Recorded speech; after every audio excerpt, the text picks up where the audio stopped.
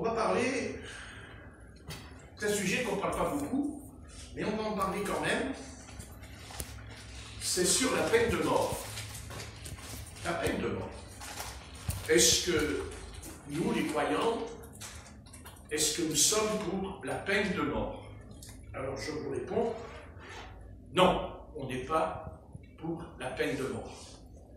Parce que la parole ne veut pas, pour des raisons que je vais vous expliquer. D'abord, il faut savoir que la mort n'était pas dans le plan du Seigneur. Le Seigneur ne voulait pas qu'on meure. Ça, il faut bien arriver à le comprendre. Jamais Dieu nous a créés pour qu'on meure. Jamais. Jamais. Si déjà on arrive à comprendre que ce n'est pas la volonté du Seigneur qu'on meure, on a fait déjà un grand pas dans la connaissance des Écritures. Dieu ne veut pas que nous mourions. Alors vous allez dire, alors pourquoi on meurt? Mais parce que nous n'avons pas respecté la loi. Nous n'avons pas respecté la loi du Seigneur. Le Seigneur a donné la loi. Il a donné la loi sur la montagne du Sinaï. Le Seigneur n'a pas envoyé le feu sur la montagne, il n'a pas envoyé les éclairs pour faire du spectacle. D'ailleurs, pour ce que ça leur a servi, le spectacle aux enfants d'Israël, ça ne leur a pas servi à grand-chose, puisque quand il y a eu tout ça, qu'est-ce qu'ils ont fait? Ils ont fait le vaudor. Donc ça prouve que vous voyez, ça ne suffit pas. C'est exactement ce qui s'est passé dans notre siècle. Après la Deuxième Guerre mondiale, il y a eu des évangélistes qui sont venus. Je ne citerai pas leur nom, ça n'intéresse pas. Je sais qu'il y a eu des évangélistes qui sont venus. Et il n'y a jamais eu autant de messages sur la guérison et sur la délivrance par ces évangélistes. Mais vous voyez, le problème, c'est de ce qui reste. Car l'apôtre Paul nous dit quand même une chose. Ce n'est pas le départ qui compte, c'est l'arrivée, bien aimé. Ce n'est pas le départ, c'est l'arrivée qui compte. Et au milieu de tous ces miracles, c'est vrai, nous ne les avons pas vus, nous ne les avons pas vécus, ça c'est vrai. Et Dieu en tiendra compte, puisque nous ne l'avons pas vécu. La génération qui a vécu ce qui s'est passé dans les années 60, dans les années 50, même dans les années 70, puis après il y a eu le déclin, parce que le déclin, vous savez, il ne vient pas par hasard. Le déclin, il vient quand le soleil se couche. Et le soleil, dans la Bible, pour nous, c'est le Christ. Et quand on permet à l'Esprit de Dieu de ne plus prendre les commandes, c'est-à-dire que ce ne soit plus lui qui soit le premier dans l'Église, eh bien, il se retire. Parce que le Christ, il se retire. Tout ce qui s'est passé avec les évangélistes, ça ne sera pas servi à grand-chose. D'accord, je sais, il y a plein d'âmes qui ont été guéries physiquement. Mais, moi, dans ma vie, j'ai appris une chose. C'est que, vous voyez, s'il n'en est pas resté grand-chose, c'est parce qu'il y a une chose qui n'a pas été mise en place. C'est-à-dire, on n'a pas mis en place la parole du Seigneur. On n'a pas mis en place la Bible. C'est pas parce qu'il s'est écrit que le Seigneur a dit qu'il y aura des prodiges et des miracles. Il faut étudier pourquoi il y en aura. Et il ne faut pas qu'il y en ait seulement. Il faut que ça demeure. Il faut que ça dure. Et on sait très bien on sait que l'Église a une terrible faiblesse en elle. C'est qu'elle s'endort facilement. Elle tombe dans le coma rapidement. Et s'il n'y avait pas eu de réveil, aujourd'hui, il n'y aurait pas d'Église. Il y a longtemps que l'Église aurait disparu de la terre, puisque déjà, au début de l'Église primitive, quand on lit l'Apocalypse, on découvre avec beaucoup de stupeur que les 7 églises qui sont en Asie mineure reçoivent de la part du Saint-Esprit un reproche. Toujours, il y a le Seigneur qui est en train de tirer les oreilles, et Dieu n'a pas attendu notre siècle pour constater que l'Église ou les églises ne marchaient pas à 100% avec lui. Et vous voyez, avec Dieu, c'est pas 99%. Avec Dieu, c'est 100%, ou ce n'est pas, c'est comme ça. Et s'il y a 1% dans notre vie qui ne fonctionne pas, ça n'ira pas. On peut avoir 99% de puissance divine, mais s'il manque 1%, un jour, on sera vaincu parce qu'on rencontrera un démon qui sera plus puissant que nous. Vous voyez, c'est Dieu. Dieu ne remplit pas un verre à moitié. Dieu le remplit. Quand j'apporte la bouteille tout à l'heure à notre frère Saint-Nicolas, dedans, j'ai dit Saint-Nicolas, c'est écrit dans la Bible. Il dit Saint-Paul, Saint-Pierre. Qu'est-ce qu'il est dit? Saluer les saints. Oui, c'est pas moi qui l'invente, c'est dans la Bible. Voilà. Si Dieu il dit Saint-Nicolas, c'est qu'il marche dans la sainteté. S'il ne marche pas dans la sainteté, on ne va pas l'appeler Saint-Nicolas.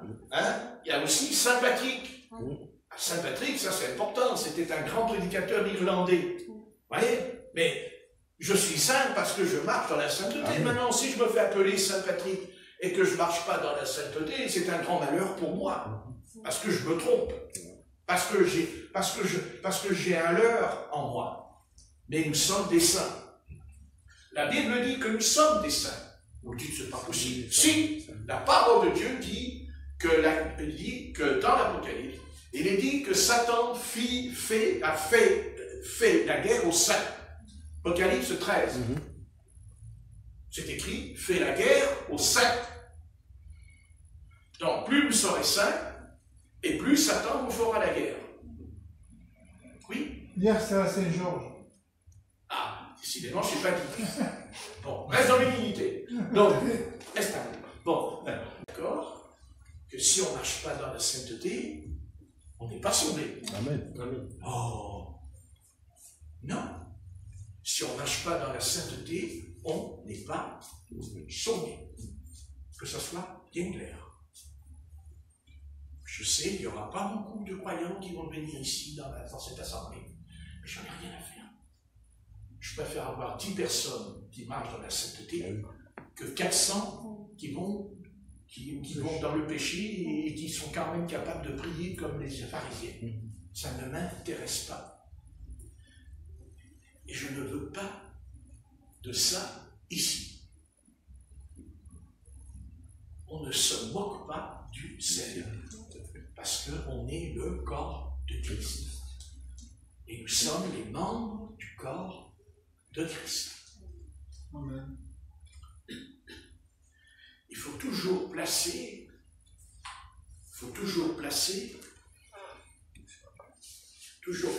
la parole, faut toujours placer la parole à sa place. Vous voyez? Regardez.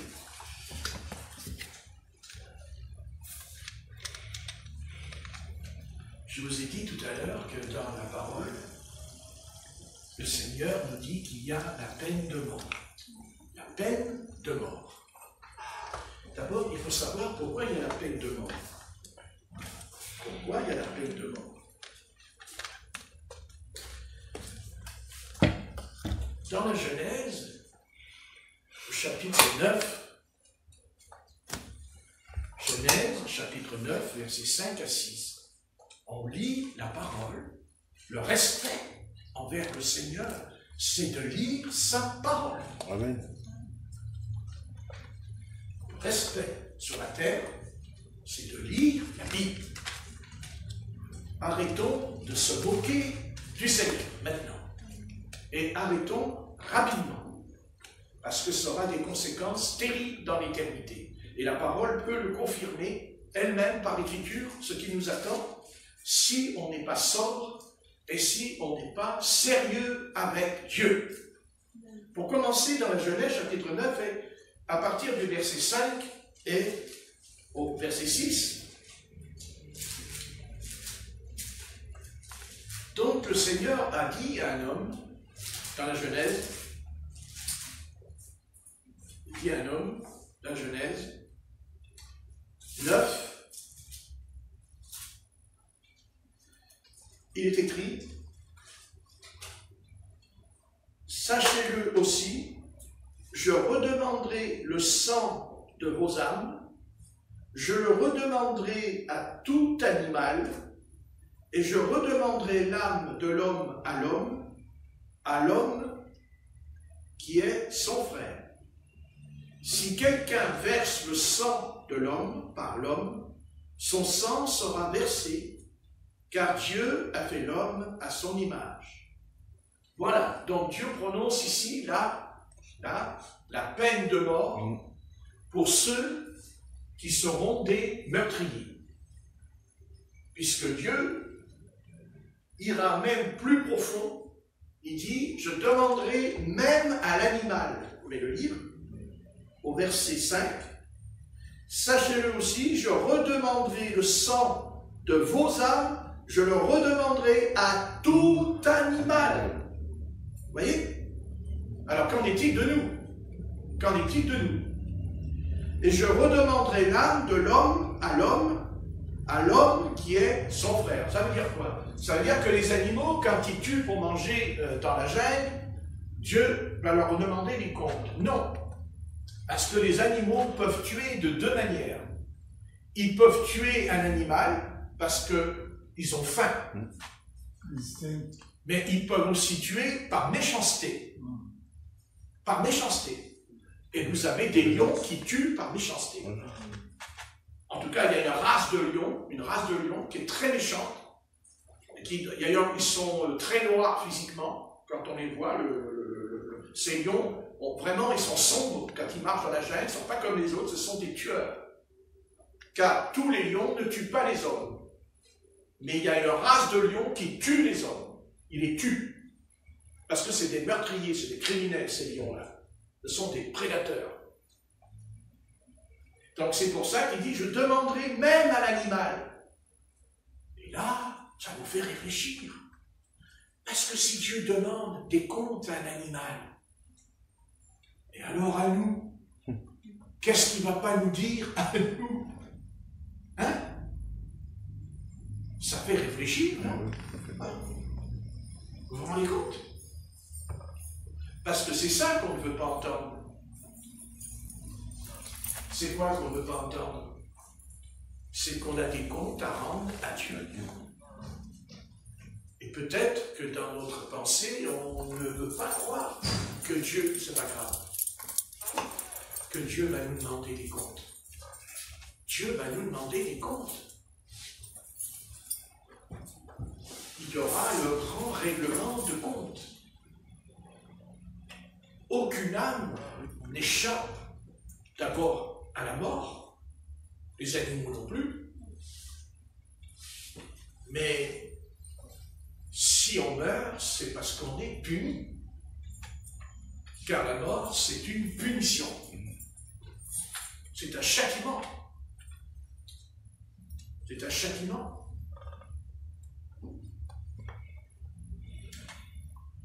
Il va falloir le comprendre. Que tout ce qu'on dit, que tout ce qu'on fait, Dieu nous demandera des comptes. Et ça, je vous préviens, c'est pas en l'air que je parle. D'ailleurs, depuis que je suis converti, j'ai toujours eu ça en moi. Sans cesse, ça me revient toujours. Dieu me demandera des comptes. Dieu me dira ce que j'ai fait avant la conversion et ce que j'ai fait après la conversion. C'est obligé. Et je n'ai pas d'autre chemin dans ma vie. J'irai devant lui. Et Dieu va me poser des questions et il va me dire, tu as fait ça, tu as fait ça, et tu as fait ça. Qu'est-ce que tu en penses?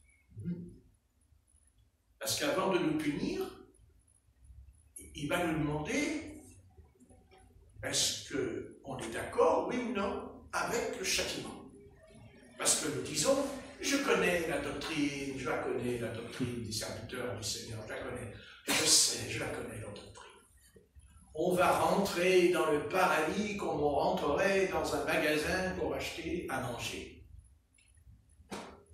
Quand on rentre dans un magasin pour acheter à manger, on ne vous demande pas pourquoi vous venez ici. La seule chose qu'on vous demande, c'est que votre portefeuille soit bien plein.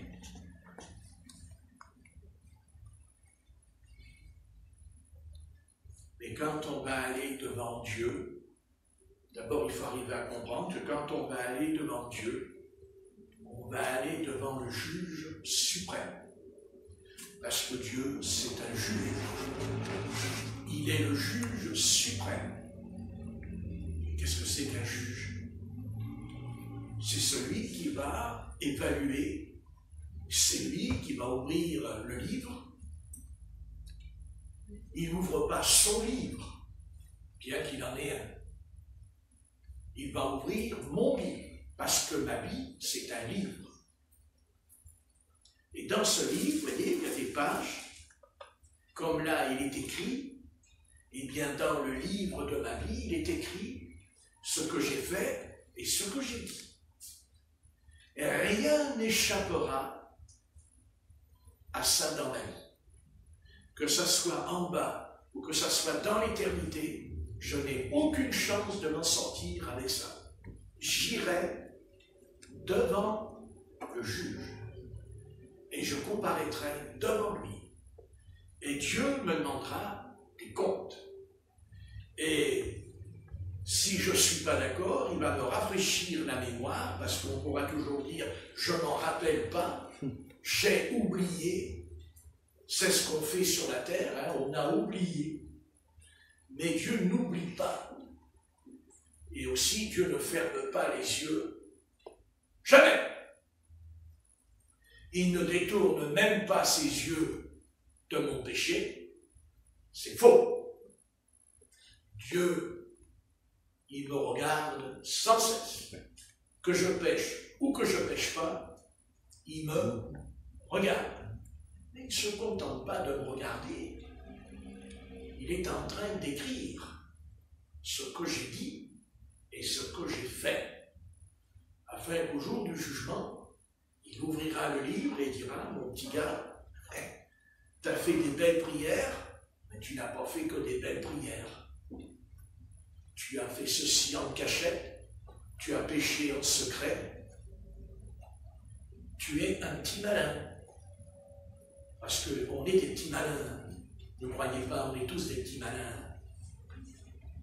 Quand on ne pêche pas, on n'est pas des petits malins. On est des saints. Et quand on va dans le péché, attention.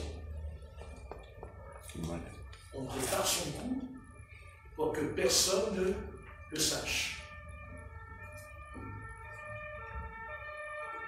Mais Dieu sait tout. Ah oui. Dieu voit tout. Un jour, il y a Agar, dans la Genèse,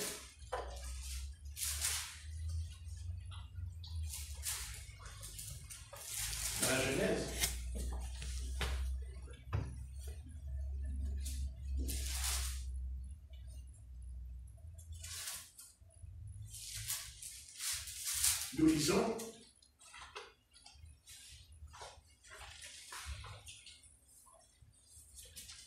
dans Genèse 21,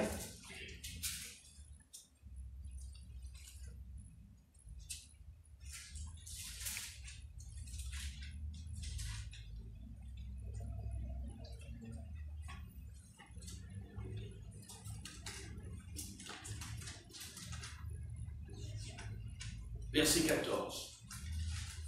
Genèse 21, verset 14. Abraham se leva de bon matin, il prit du pain et une outre d'eau qu'il donna à Agar et plaça sur son épaule. Il lui remit aussi l'enfant, c'est-à-dire Ismaël, et la renvoya. Elle s'en alla et s'égara dans le désert de Beersheba. Quand l'eau de l'outre fut épuisée, elle laissa l'enfant sous un des arbrisseaux. Verset 16. Elle alla s'asseoir vis-à-vis à une portée d'arc, car elle disait que je ne vois pas mourir mon enfant. Elle s'assit donc vis-à-vis de lui et éleva la voix et pleura. Et quand elle dit qu'elle pleura pour son enfant, je tiens à vous dire que l'enfant avait déjà 13 ans. Il avait entre 12 et 13 ans. Ce n'était pas un petit enfant comme on croirait quand on le lit. Non, non, non. Il avait déjà 13 ans.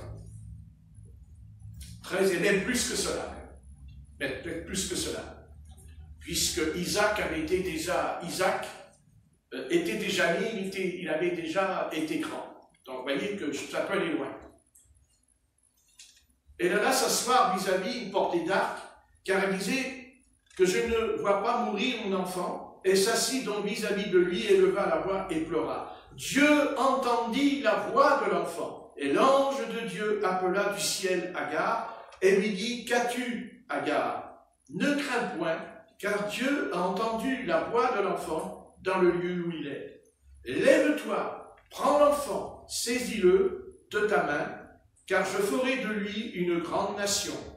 Et Dieu lui ouvrit les yeux, et elle vit un puits d'eau, et elle alla remplir d'eau l'outre, et donna à boire à l'enfant. Dieu fut avec l'enfant, qui grandit, habita dans le désert, et devint tireur à l'arc. Il habita dans le désert de Paran, et sa mère lui prit une femme du pays d'Égypte. Donc, Dieu entendit la voix de l'enfant, et l'ange de Dieu appela du ciel Agar, et lui dit, qu'as-tu, Agar? Ne crains point, car Dieu a entendu la voix de l'enfant dans le lieu où il est. Donc, vous voyez que quand on est à l'extrême, c'est ce que j'ai dit tout à l'heure en priant. Rappelez-vous, j'ai prié, j'ai dit, Seigneur, quand on est à l'extrême, tu réponds. Eh bien là, vous voyez, il ressort exactement ce que j'ai dit dans la prière, parce que je n'ai pas préparé ce passage, hein, je l'ai lu comme ça d'un coup, et ça correspond à ce que j'ai dit. Vous voyez, quand on est carrément à l'extrême, c'est là que Dieu répond. Vous voyez? Et Dieu lui ouvrit les yeux. Et Dieu lui ouvrit les yeux. Ben, qu'il nous les ouvre aussi. Amen. Amen. Amen. Amen. Hein? Dieu lui ouvrit les yeux.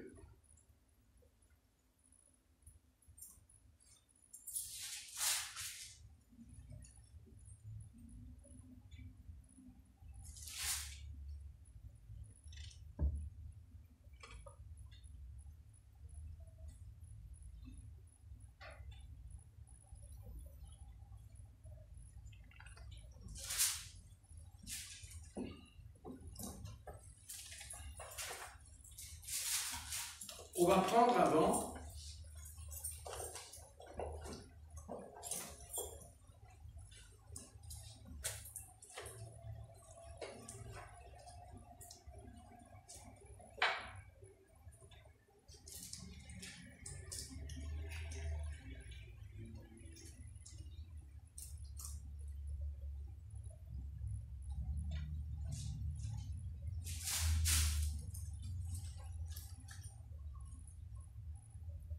dans Genèse 17.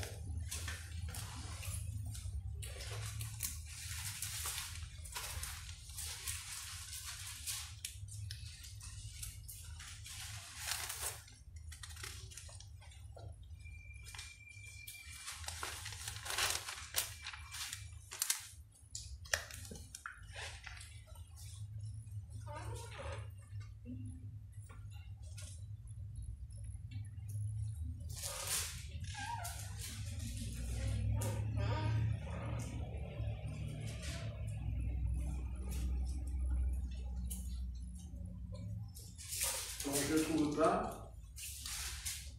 Bon, ben, tant pis. Enfin, de toute façon,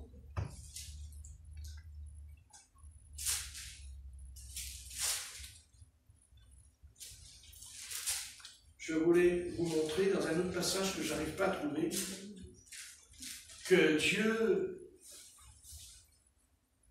dans un autre passage, je l'ai dit, parce que Sarah, en fait, Agar, elle a quitté 2 fois Abraham.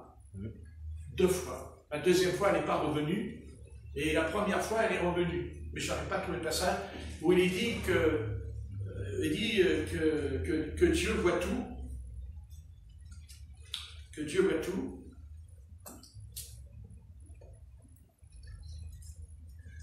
Donc, c'est dans la Genèse. Donc là, j'ai la postérité d'Ismaël.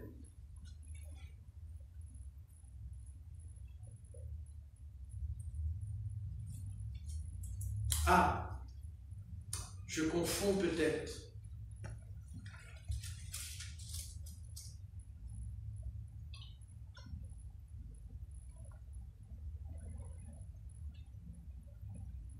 Enfin, c'est pas grave, je trouverai tout à l'heure. En tout cas, une chose est sûre, c'est que Dieu voit tout. Ça, je tiens à vous le dire tout de suite, que Dieu voit tout. Amen. C'est certain. Oui. Et je veux souligner que Dieu ne ferme jamais les yeux. Jamais. Les pasteurs qui disent que Dieu ferme les yeux, ce n'est pas vrai. Jamais. Même quand je pêche, Dieu ne ferme pas les yeux. C'est faux. Dieu a les yeux ouverts. Mais il est patient. Ça oui. Il est très patient. Heureusement pour nous. Heureusement pour nous. Mais Dieu ne ferme pas les yeux. Ni sur mon péché. Jamais. Jamais. Impossible. Ça m'arrangerait qu'il ferme les yeux. Parce que quelqu'un qui ferme les yeux, vous pouvez toujours lui dire, mais tu ne m'as pas vu. Donc, je passe au travers. C'est logique. Si tout à l'heure, Saint-Georges se lève pour aller rejoindre le dragon qui est dans les toilettes, si j'ai les yeux fermés, je ne sais pas qu'il est sorti, je ne l'ai pas vu. Et vous pensez que Dieu ne voit pas et qu'il ferme les yeux. Mais si Dieu ferme les yeux, c'est qu'il ne voit pas ce qu'on fait. J'essaie d'être logique. Dieu ne ferme pas les yeux ni sur mon péché. Même quand je marche droit, il ne ferme pas les yeux. Et quand je marche de travers, il ne ferme pas les yeux pour autant. Au contraire, il les a grands ouverts, les yeux de Dieu. Parce que rien que le fait de pécher, et s'il les a fermés, il va même les ouvrir à cause de l'odeur. L'odeur, pardon de l'odeur. La Bible dit que nous portons l'odeur de vie. Amen. Mais si on va dans le péché, on porte l'odeur de mort. Et qui peut échapper à une odeur? Si quelqu'un tout à l'heure nous fait un pousnic, ça va sentir. On n'a pas fait autrement. Ben oui, des fois on fait des pousnics. Ah, je vais te montrer.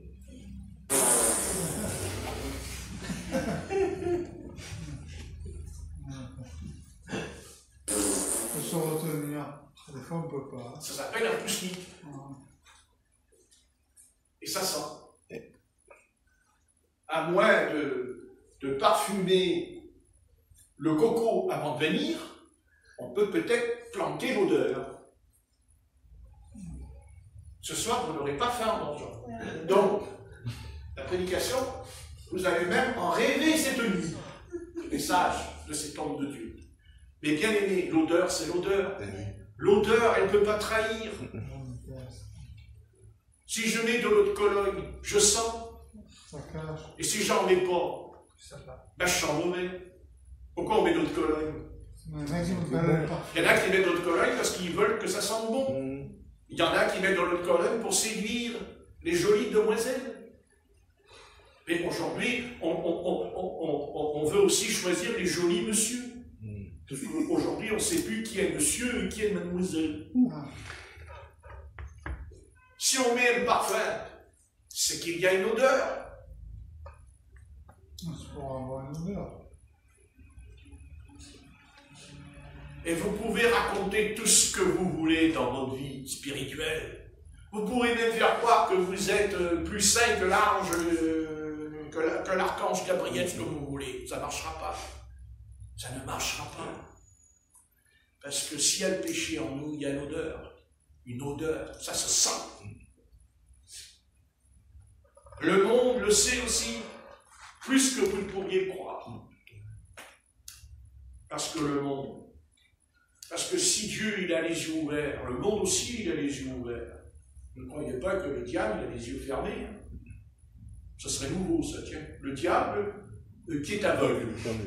C'est intéressant ça. Le diable est aveugle. Nous sommes aveugles. Mais lui, il n'est pas aveugle. Il nous rend aveugles.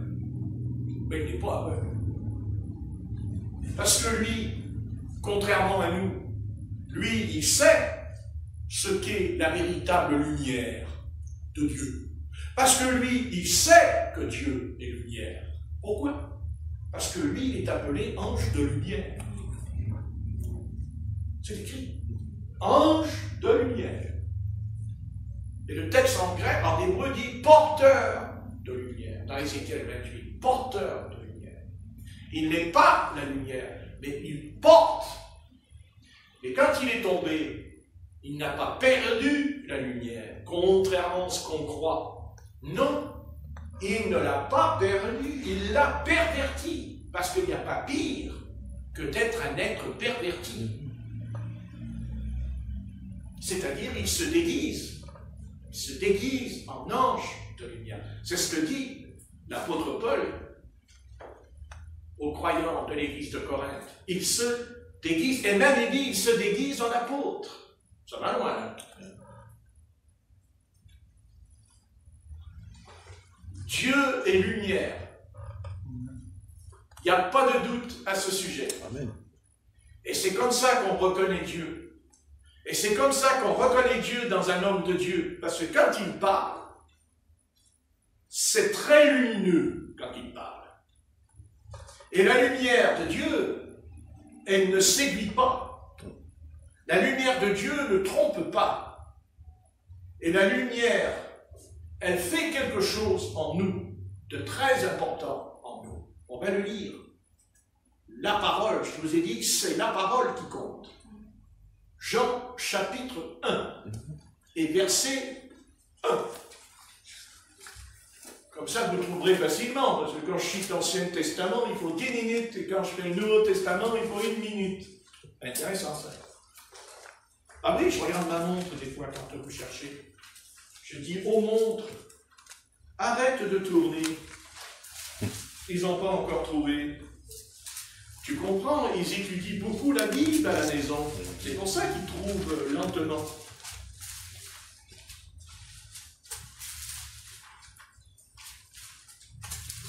Je vais vous dire, il n'est pas gentil, le pasteur, quand il parle. Il n'a pas d'amour. Il n'a pas d'amour. Il nous a dit ça, la phrase. Il n'a pas d'amour. Je t'en ferai de l'amour, tiens. Si on ne lit pas la parole à la maison, si on ne lit pas la Bible, c'est qu'on n'a pas d'amour pour le Seigneur. Parce que moi, j'étudie la Bible parce que je l'aime. Donc, je vous ai dit le texte dans Jean, chapitre 1, et verset 1. Et je vais demander, c'est son jour, hein, à Saint-Nicolas. C'est sa journée, c'est comme ça. De le lire, s'il te plaît. Alors moi, je dis frère Nicolas maintenant, parce qu'après, il va être content. Vas-y, Nicolas. Au commencement, Oui. la parole existait déjà. La parole était avec Dieu. Était avec Dieu et la parole était Dieu. Oui. Continue. Continue, jeune. Elle était au commencement avec Dieu. Tout a été fait par elle et rien de ce qui a été fait n'a été fait sans elle. En elle, il y avait la vie et cette vie était la lumière des êtres humains. La lumière brille dans les ténèbres et les ténèbres ne l'ont pas accueilli. Il y eut un homme envoyé par Dieu, son nom était Jean. Il vint comme témoin pour rendre témoignage à la lumière, afin que tous croient par lui. Il n'était pas la lumière, mais il vint pour rendre témoignage à la lumière. Cette lumière était la vraie lumière qui, en venant dans le monde, éclaire tout être humain. Elle était dans le monde, et le monde a été fait par elle. Pourtant, le monde ne l'a pas reconnue. Elle est venue chez les siens, et les siens ne l'ont pas accueillie. Mais à tous ceux qui l'ont acceptée, à ceux qui croient en son nom, elle a donné le droit de devenir enfants de Dieu. Puisqu'ils sont nés non du fait de la nature, ni par une volonté humaine, ni par la volonté de Marie, mais qu'ils sont nés de Dieu. Amen. Bien. Vous voyez, c'est clair. Verset 4. En elle était la vie, et la vie était quoi? Était la lumière des hommes. La lumière, lui, dans les ténèbres, et les ténèbres n'ont point reçu, c'est-à-dire Israël, c'est-à-dire les Juifs, en ne ressentent pas Jésus dans leur être, ils n'ont pas voulu de lui, ils ont rejeté la lumière, parce qu'il était la parole qui dit, dans la Genèse, au chapitre 1, que la lumière soit, la lumière fut. Il faut comprendre, souvent, on peut nous poser la question, qui est Dieu? Qui est Dieu? Eh bien, vous répondez, il est lumière. C'est pas compliqué. Comme le soleil qui brille, éclaire la terre, et comme le soleil qui se couche, il fait nuit. Ainsi en est-il dans notre âme.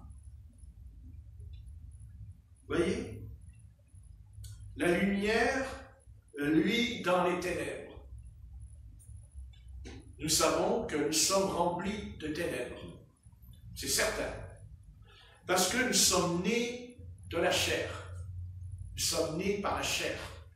Nous sommes sortis par un acte charnel. C'est ce que je disais mercredi à la réunion, que ça plaise ou que ça plaise pas ce que je dis, j'en ai rien à faire. Moi, je dirais ce que la parole révèle, parce qu'on ne peut pas apporter une révélation s'il n'y a pas confirmation avec des textes bibliques. Bibliques. Je suis biblique. D'accord? Blic, la Bible. Et la Bible, c'est un livre, d'abord la Bible, c'est un livre qui cache les secrets de Dieu. Car dans la Bible, il y a plein de secrets. Et c'est pour ça que Jésus dira d'ailleurs aux pharisiens que pour recevoir la révélation des mystères du royaume des cieux, il faut que le voile de notre entendement soit déchiré, parce qu'il y a un secret. Quand l'apôtre Paul dit « je vous dis un mystère », c'est un secret. L'enlèvement de l'Église dans les nuées, c'est un secret. Vous allez dire, mais c'est pas un secret, puisque c'est écrit. Oui, c'est écrit, mais il dit « je vous dis un mystère ». Nous ne mourrons pas tous. Nous ne savons pas comment ça va se passer. On ne connaît ni le jour et ni l'heure. Mais on ne sait pas comment notre corps va être changé en un clin d'œil. Parce que c'est un mystère. Mais Jésus dira, j'ai caché ces choses aux sages et aux intelligents, mais je les ai révélées à mes petits, il dit pas aux enfants, à mes petits enfants. À mes petits, ça veut dire ceux qui sont humbles. Ceux qui sont humbles. Car pour recevoir les mystères de Dieu, il faut déjà marcher dans l'humilité. Dans l'humilité. Et on ne peut pas marcher dans l'humilité si on pratique le péché. C'est impossible. Si vous pratiquez un péché, vous ne serez jamais humble. Jamais. Parce que le péché, c'est l'orgueil. L'orgueil. L'orgueil, c'est de vouloir prendre la place de Dieu. L'orgueil, c'est de s'élever au-dessus de son prochain. Quand on juge quelqu'un, on prend la place de Dieu. Et on se place au-dessus de lui quand on juge. Ça s'appelle l'orgueil. Et les orgueilleux, dit la Bible, n'entreront pas dans le royaume des cieux. Il dit les adultères, les fornicateurs, les débauchés, il dit, et les orgueilleux n'entreront pas. L'orgueil est la source de tous les maux de notre vie. Tout ce qui nous arrive comme épreuve, douleur, souffrance, c'est parce qu'il y a, c'est sûr, de toute façon, il y a un endroit en nous qui est orgueilleux. Et nous pouvons être orgueilleux sans le savoir. Sans s'en rendre compte, par contre, le prochain, lui, qui est en face de vous, il le sait, hein, parce qu'il le voit. Et notre orgueil est tellement grand que des fois, en parlant, on dit « Mais moi, je n'ai pas d'orgueil. » Ça me fait rire. Ah, ça me fait rire, ça. Ça m'a toujours fait rire, ça. Moi, je n'ai pas d'orgueil. Moi, monsieur, moi, je suis pas orgueilleux, moi. Ah non, je suis pas orgueilleux. Ah non, non. Ah non. Humble comme moi, il n'y en a pas deux sur la surface de la terre. Ah non, regardez, je suis humble, moi, vous savez. Oh, je suis très humble. Oh, regardez, l'humilité. Alors je lui dis, mais tu es plus humble que Jésus, toi? Parce que si tu es humble, tu es doux de cœur aussi. Et l'orgueilleux, il n'est pas doux de cœur. Hein. Il est violent. Donc pour avoir l'humilité, il faut d'abord se repentir. Parce que la repentance, c'est l'acte suprême qui me permet de changer. Non pas d'être parfait. Non pas d'être parfait. Sur la terre, on ne sera jamais parfait. C'est pas vrai. On court dans le stade. On court, c'est-à-dire on va vers la perfection. Amen. Mais que je vais devenir parfait, ça, c'est faux. Pas sur la terre. Je serai rendu parfait, oui, dans l'éternité, oui, puisque je n'aurai plus ce corps. Il n'y aurait plus ce corps corruptible de péché en moi. Je n'aurais plus cette enveloppe. Maintenant, la base du salut, la base que je suis sauvé, ce n'est pas ne vole pas, ne tue pas, ne ment pas, ne mange pas ceci, ne mange pas cela, tu dois faire le culte tel jour. Non. La base du salut, la source du salut, c'est la repentance.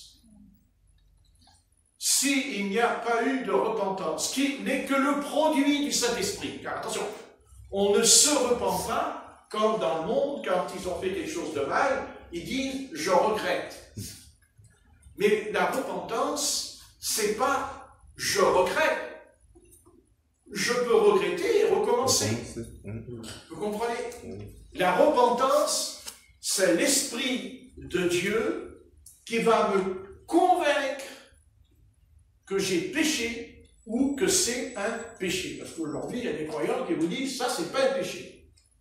Eh oui, on en est arrivé là d'ailleurs. Non. Qu'est-ce que le péché?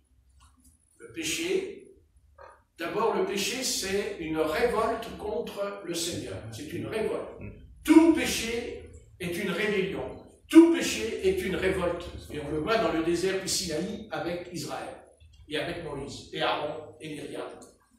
Le péché est un acte de rébellion parce que cet acte prend sa source dans la désobéissance. Tout péché est une désobéissance à la loi morale de l'Éternel.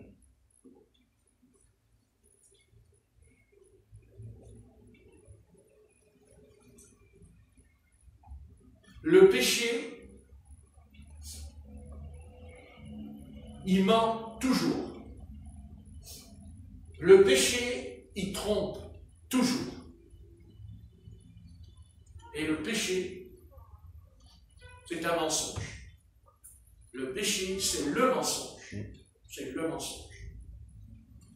C'est pour ça que Dieu prononce la peine de mort. Il prononce la peine de mort sur le péché. Par exemple,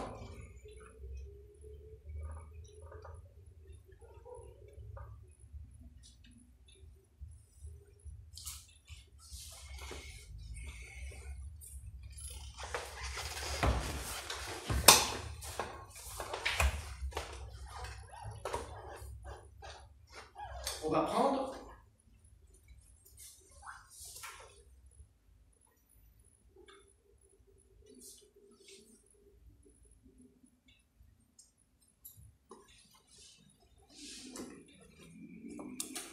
on va lire dans 2 Rois, au chapitre 20, et au verset 1 à 6. Dans 2 Rois, chapitre 20, 1 à 6. 2 Rois, dans l'Ancien Testament. Dans 2 Rois, chapitre 20,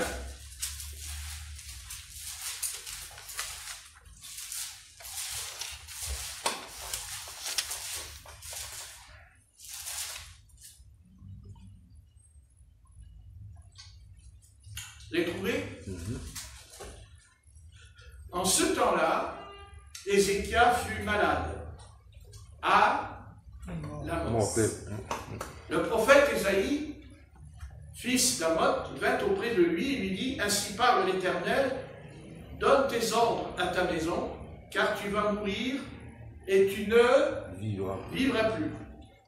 Ézéchias tourna son visage contre le mur et fit cette prière à l'Éternel. On ne va pas la lire parce que c'est un peu long.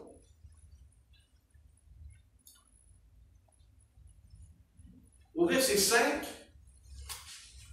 l'Éternel dit au prophète Ésaïe: retourne et dit à Ézéchias, chef de mon peuple, ainsi parle l'Éternel, le Dieu de David, ton père, j'ai entendu ta prière, j'ai vu tes larmes, voici, je te guérirai. Le 3e jour, tu monteras à la maison de l'Éternel. Verset 6, j'ajouterai à tes jours 15 années. J'ajouterai à tes jours 15 années. Donc, Ézéchias a vécu 15 ans de plus. Mais ce n'était pas prévu, puisque Dieu lui a dit, prépare tes affaires, parce que tu vas mourir. Mais à cause de sa prière, Dieu qui est miséricordieux a entendu sa prière, et Dieu n'a pas répondu 2 ans ou 3 ans plus tard, d'ailleurs il aurait été mort, il a répondu tout de suite, parce que sa maladie allait le faire mourir rapidement. Donc, l'Éternel va lui accorder 15 années. Voilà. Nous avons lu cela. Et nous allons aller verset 20. Verset 20. Le reste des actions d'Ézéchias, tous ses exploits, et comment il fit les temps, et l'aqueduc, il amena les eaux de la vie, tout ça. Voilà. Bon. Ce que je voulais dire,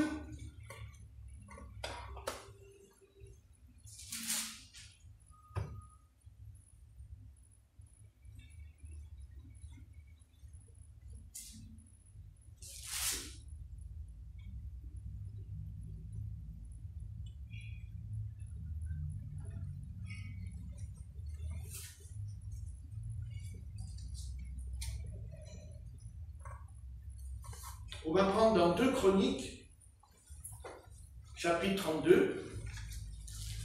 2 Chroniques, chapitre 32.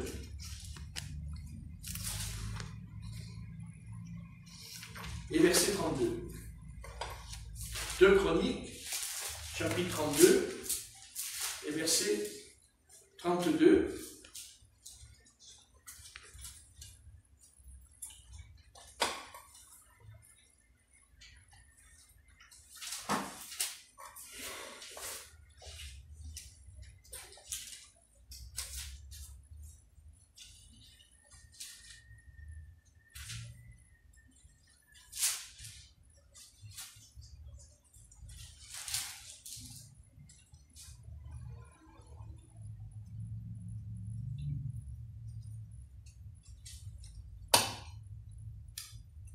Ézéchias 32, verset 24, si quelqu'un veut le lire.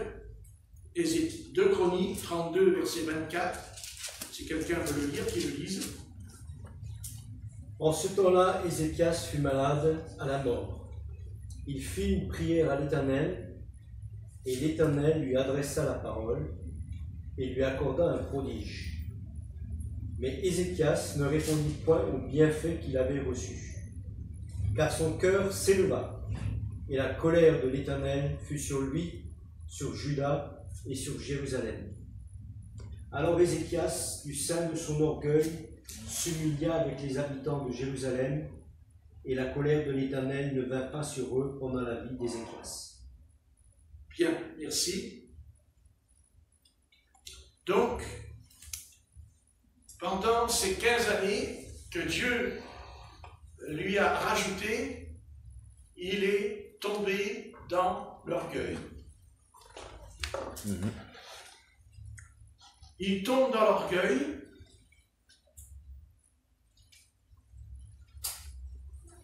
Et il va mal finir. Il va très mal finir.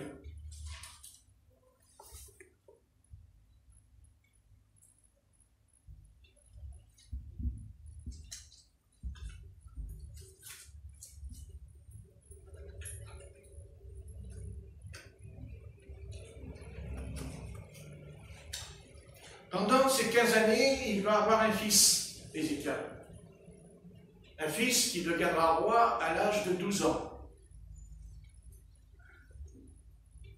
Et ce fils, Ézéchias, l'a eu quand l'Éternel lui a accordé 15 années de sa vie.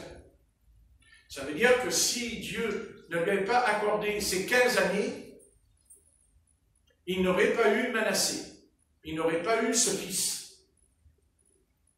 Il n'aurait pas eu ce garçon. Et c'est Manassé qui va devenir horrible. Car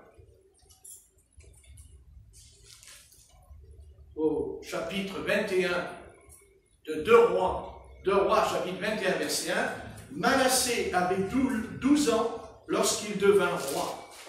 Et il régna 5 ans à Jérusalem. Sa mère s'appelait Ephba. Et que dit le verset 2? Que fit Manassé, le fils d'Ézéchias, qui monta sur le trône à 12 ans? Il fit ce qui est mal aux yeux de l'Éternel, selon les abominations des nations que l'Éternel avait chassées devant les enfants d'Israël. Il rebâtit les hauts lieux d'Ézéchias, son père, avait détruit. Il éleva des autels à Baal, et il fit une idole d'Astarté. Voilà les 15 années que Dieu a accordées à Ézéchias, lui a permis d'avoir un garçon qui s'appelle Manassé. Et ce jeune homme, eh bien, il fera ce qui est mal aux yeux de l'Éternel. Ça veut dire que si Dieu, et c'est pour ça que Dieu lui a dit, tu vas mourir, parce que Dieu savait qu'il allait avoir cet enfant, qui allait conduire le peuple de Jérusalem dans le désastre. Mais comme il a supplié Dieu, comme il a crié à Dieu, et c'est pour ça que nous-mêmes, dans cette génération terrible, malgré tout ce qui se passe, il interviendra. Parce que c'est en lui.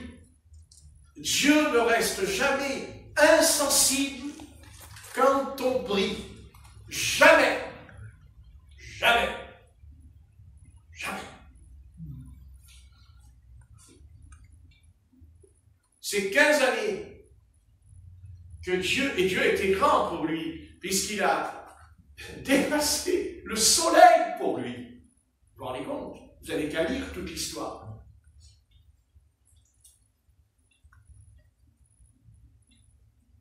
Si Dieu dit, Patrick, tu vas t'en aller, je dirai, Seigneur, ce que tu dois faire, tu le fais. Parce que je ne sais pas ce que je serai dans 10 ans ou dans 20 ans. Je ne sais pas ce que je vais devenir et ce que je ferai, je ne le sais pas. Mais Dieu le sait. Et peut-être que Dieu me prendra pour pas que j'en arrive comme il en est arrivé à Ézéchias, où à la fin de sa vie, il est tombé dans l'orgueil. Et il s'est détourné de Dieu. Il s'est détourné de la parole. Donc il aurait mieux valu qu'il s'en aille. Amen. Car il ne serait pas tombé dans l'orgueil et il n'aurait pas enfanté ce Manassé, son fils.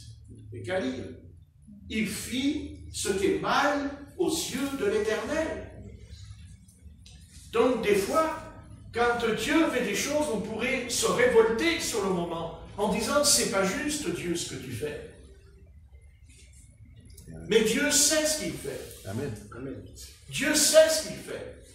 Il ne se trompe jamais. Mais il nous enseigne. Pourquoi il permit tout cela? Parce qu'au centre de tout ce problème, il veut nous montrer que ce qu'il faut retenir, c'est qu'à chaque fois qu'on priera, pas une fois, mais qu'on cherche sa face. Pourquoi il n'y a pas de réveil? Pourquoi il n'y a pas de réveil? Parce qu'on ne cherche pas la face de Dieu. La face de Dieu, c'est pas je fais une prière pendant 5 ou 10 minutes et après c'est fini. Pour qu'on ait un réveil authentique, pour qu'on ait un réveil comme au temps de l'Église primitive, il faut chercher la face de Dieu. La Bible nous dit que Jésus, quand la foule a voulu le faire roi, il dit Jésus s'enfuya dans le désert et il pria. La Bible dit que Jésus se levait très tôt à l'aurore et il pria. Amen. Les disciples ont dit à Jésus, enseigne-nous à prier. Vous lirez dans Luc. Enseigne-nous à prier. Tant que nous ne chercherons pas la face de Dieu, Dieu le dit lui-même, il explique cela, le Seigneur. Il dit, celui qui me cherche me trouve. Celui qui frappe, on ouvre. Celui qui demande, reçoit.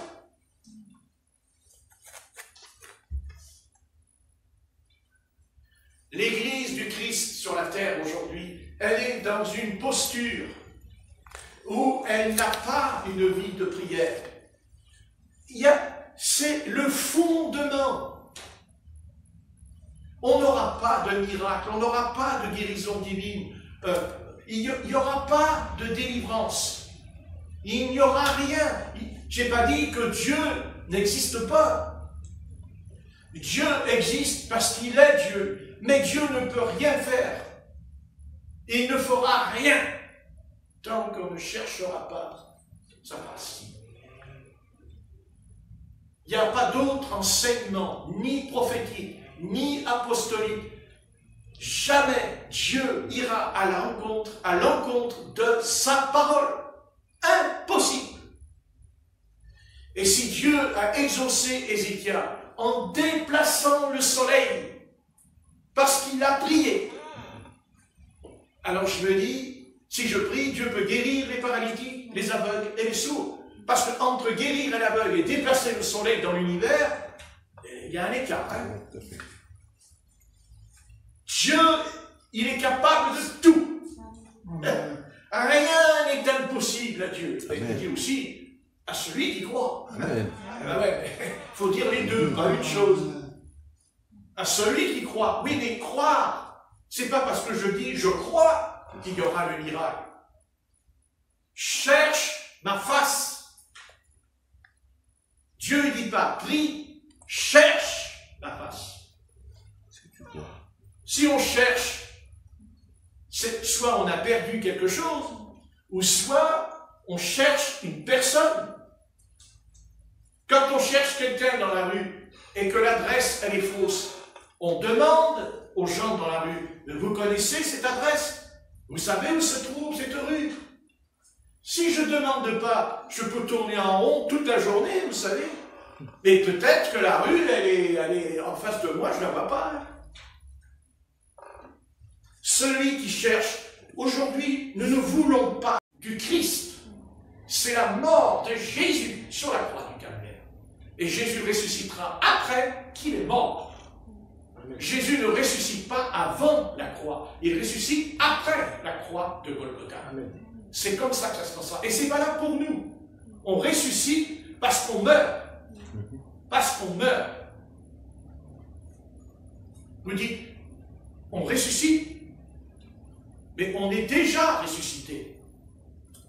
C'est simplement notre corps qui attend quoi? Quand le texte dit dans l'Épître aux Romains, le dernier ennemi sera mis sous les pieds du Seigneur Jésus-Christ. Mais lui, il l'a vaincu. Alléluia. Il l'a vaincu.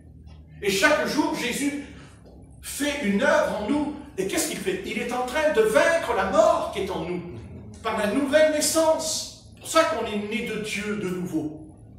On ne peut pas être né de nouveau si on ne ressuscite pas. On est déjà ressuscité, puisqu'il y a la prédestination dans la parole. On est déjà, c'est fait, on ne le voit pas, parce que ce n'est pas le temps de la chose. Mais tout est déjà fait, tout est accompli. Il dit, tout est accompli, dit le texte. C'est écrit dans le Nouveau Testament. Tout est accompli. C'est l'heure, c'est le temps. Jésus a toujours dit, mon heure n'est pas venue. Mais après, il dira, mon heure est venue, prenez-moi. Il dit aux pharisiens. Et pourtant, combien de fois ils ont voulu l'arrêter pour le tuer, le faire mourir?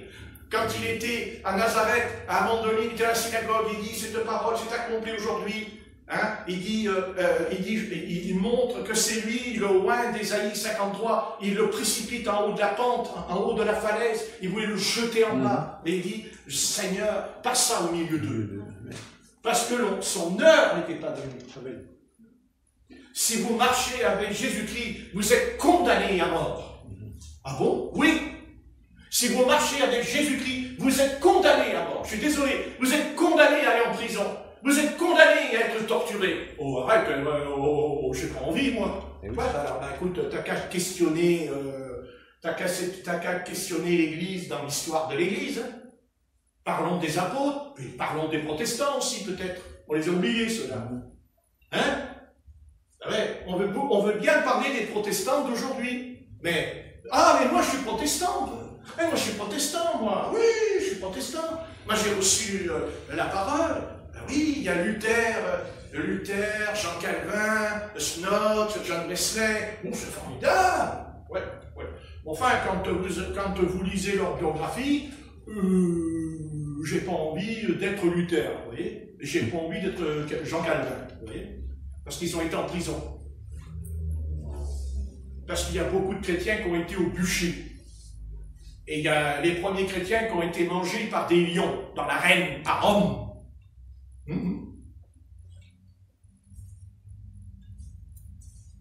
Ouais. Mais nous, les chrétiens, on n'est pas bouffés par un lion dans l'arène, mais on est bouffés par un autre lion. Et celui-là, alors, attention, il est malin, hein. Ça s'appelle la télévision. Oh!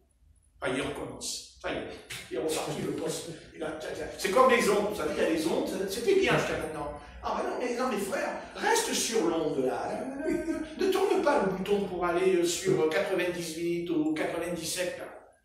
Reste, c'est bien là, reste sur 87, c'est bien. Ah non, pas du tout. Qui est-ce qui est le plus malheureux dans l'église primitive? C'est pas eux qui étaient malheureux, c'est nous qui sommes malheureux. Savez-vous que nous sommes des pauvres malheureux? On n'a jamais vu une guérison. On n'a jamais vu un paralytique qui se lève devant nous comme ils l'ont vécu les apôtres. Donc, c'est nous les pauvres. Ah, on est riches, nous. Ah, bah, ça, on est riches. Ah, bah, ouais, on est riches. Ah, bah, ouais. Vous allez dans la rue, vous avez des églises, vous savez. Non. Alors avant, on disait, ah, l'église catholique, ah, les pas de Dieu, elle a construit des cathédrales. Après le dernier mouvement de réveil qu'il y a eu sur la terre, c'est les églises de Pentecôte. Alors là, vous dites, oh, attention, l'église de Pentecôte, c'est une petite assemblée, hein. Oh, oui, comme celle de Patrick Bart, hein. Oh là là, oh, puis il n'y a pas le réveil chez Patrick Bart. Mais le Seigneur, il n'y a rien, là, il y a quoi, il y a 10 ou 9 personnes, là, oh là là, c'est pas béni, pas béni. Mais après, quand vous passez, vous dites, ah, mais les catholiques, la cathédrale, et eux, ils n'ont pas une cathédrale. Non, ils n'ont pas une cathédrale. Non, ben non, non. Ben non, ils ont acheté un terrain, il n'y a pas longtemps, ils ont acheté un terrain, 300 millions d'euros pour bâtir l'église, vous savez. Ah, ben oui, mais c'est pas une cathédrale. Ah, ben non. Non, tu aimeras ton prochain comme toi-même. Non, tu aimes ton local, tu aimes ce que tu bâtis, tu aimes le terrain que tu as acheté. Et encore, il faudrait poser la question à tous ces hommes, à tous ces pasteurs qui font ça, il faudrait leur dire, c'est toi qui l'as payé la cathédrale? C'est avec ton argent que tu as acheté la cathédrale? Non, c'est avec l'argent des croyants. Hein? Et vous croyez que l'Esprit de Dieu, il est content? Vous croyez que l'Esprit de Dieu, il est content? Mais si l'Esprit de Dieu, il était content, il y a longtemps que les chrétiens seraient contents. Il y a longtemps que le chrétien serait heureux. Et il y a longtemps que les chrétiens ne seraient pas divisés, mais seraient unis. Non? Oui. Ils seraient unis. Alors moi, ce n'est pas mon pain. Ce n'est pas mon pain. Ça ne m'intéresse pas. Et même qu'il y aurait 2 ou 3 personnes ici, je ferai ma réunion quand même, et je ferai ce que j'ai à faire, parce que le Christ a dit, 2 ou 3 réunis en mon nom, je suis présent et au milieu d'eux. Et je n'ai pas envie d'avoir une cathédrale, et je n'ai pas envie de claquer 300 millions d'euros pour acheter un terrain et construire une assemblée, parce que vous voyez, la Bible, elle n'a pas dit, c'est ta cathédrale qui est le temple du Saint-Esprit. Il a dit, c'est mon corps, Amen. le temple du Saint-Esprit. Alléluia. Parce que vous pouvez avoir un super local extraordinaire, vous l'avez payé 300 millions, mais maintenant, si les chrétiens ne marchent pas avec le Seigneur à 100%, je vais vous dire, ils ne sont pas le temple du Saint-Esprit. Ils sont le temple de quelqu'un d'autre. Alors je vais être gentil, je ne vais pas dire qui c'est là, mais chacun appréciera la phrase. Alors on arrête. Revenons à la simplicité. Et surtout, revenons à s'humilier, tous, en commençant par nous, ici, ce soir, afin peut-être d'influencer les autres quand on les rencontrera. Parce que nous, on n'est pas là pour juger, mais on est là pour constater quand même. Parce que si on ne constate pas, le diable, il va faire tout ce qu'il veut après. Donc à un moment donné, il faut arriver à dire aussi les 4 vérités. Il va falloir dire les choses, sans tomber dans la critique, sans tomber dans le jugement. Mais à un moment donné, il faut aussi, Jésus l'a quand même dit, serpent dans l'herbe. Jean-Baptiste, il a quand même dit race de vipère. Alors excusez-moi, vous allez dire, ils n'ont pas l'amour. Mais quand il n'y a pas d'amour, il ne parle pas à la race de Dieu, il parle à la race du diable. Amen. Le Christ. Parce que depuis quand le Christ maintenant, il va avoir de l'amour pour le diable? Le Christ, il n'a pas d'amour pour le diable, et le Christ, il n'a pas d'amour pour ceux qui le servent. Parce que le magicien Élimas, quand il a voulu empêcher le préconsul de se convertir, l'apôtre Paul, il lui a dit les 4 choses. C'est ce qu'il lui a dit. Il a dit, ben maintenant, tu vois, tu vas devenir aveugle et tu ne verras plus le soleil. À un tel point que le préconsul s'est converti. Amen. Amen. Oui. Ben voilà. Vous voyez, Dieu est amour. Mais l'amour de Dieu, c'est pas d'empêcher quelqu'un d'être sauvé. C'est le diable qui empêche quelqu'un d'être sauvé. Pendant que Paul était en train de prêcher devant le préconsul, Élimas, le magicien, il faisait tout son cirque avec sa magie pour étonner le préconsul. L'apôtre Paul, il n'a pas dit, attends, je vais prier pour toi, je vais prier pour que le Seigneur te sauve. Ah non, c'est pas ça qui est écrit. Il a dit, fils du diable, ennemi de toute justice, tu seras aveugle. À l'instant même, il tombe aveugle. Terminé. La mort, oui, la mort. La mort, c'est le jugement, c'est la punition, la mort. Et avec Ananias et Saphira, eh oui, Ananias et Saphira. C'est qui Ananias et Saphira? Ce sont des hypocrites. Vous voyez, des hypocrites. Et Paul, qu'est-ce qu'il dit? Il tombe et il meurt devant lui. Il meurt. Lui et son épouse. Vous voyez, la mort. Il y a la mort dans l'Ancien Testament. Dieu, il dit, celui, c'est marqué, hein, je peux peut-être j'arrête, parce que je comprends que maintenant je suis obligé, mais je ne vais pas les citer, mais où es-tu toi? Hein, tiens, voilà. L'Éternel déclare à Noé déjà, dans Genèse 9, verset 5, donc, dans la loi de Moïse, voilà, une telle peine était prévenue pour un grand nombre de cas, par exemple, l'homicide, Lévitique 24, verset 17, l'adultère, Lévitique 20, 10, la magie et le spiritisme, Exode 22, 18, Lévitique 20, 27, le blasphème, Lévitique 24, 16, la révolte à l'égard des parents. Oh, ça, bravo. Oui, digne de mort, Lévitique 20, verset 9, Deutéronome 21, verset 21, ceux, les parents, dignes de mort.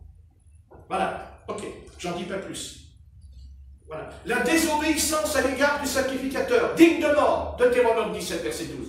La violation du Shabbat, écoutez bien, la violation du Shabbat, Exode 35, verset 2. L'idolâtrie, Deutéronome 17, verset 2, verset 6. Eh oui. Pourquoi? Parce que dans Deutéronome 17, verset 12, qu'est-ce qui est écrit? Ainsi, le mal était ôté d'Israël. Ça vous va? Bon, j'arrête, hein, c'est bon.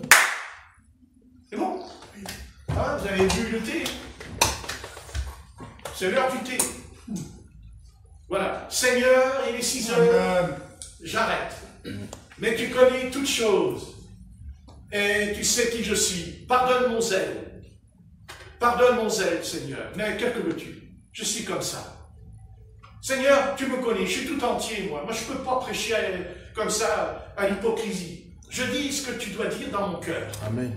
Et je te prie de les garder et de les protéger. Et Seigneur, tout ce que j'ai dit, il ne faut pas que je le dise, il faut que je le vive. Amen. Seigneur, pardonne-moi. S'il y a quelque chose que je ne dis pas, Seigneur, pas seulement tu me pardonnes, mais tu me reprends. Et s'il le faut, tu me châties. Car je ne veux pas aller en enfer. Car la pire punition, car aujourd'hui tu ne nous punis pas de mort quand on a fait quelque chose de mauvais. Non. Et on sera puni dans l'enfer, de mort. Donc ça veut dire que la punition est encore plus grave et encore plus terrible de l'autre côté, dans l'au-delà. Alors Seigneur, mettons notre vie en règle. Passons notre temps à étudier la parole, à étudier la loi. Toujours étudier la loi. La loi, tout le monde dit, ah, le peuple de Dieu aujourd'hui, oh, mais la loi c'est fini, c'est plus pour aujourd'hui. Non, Jésus a dit, je ne suis pas venu abolir la loi, je suis venu l'accomplir.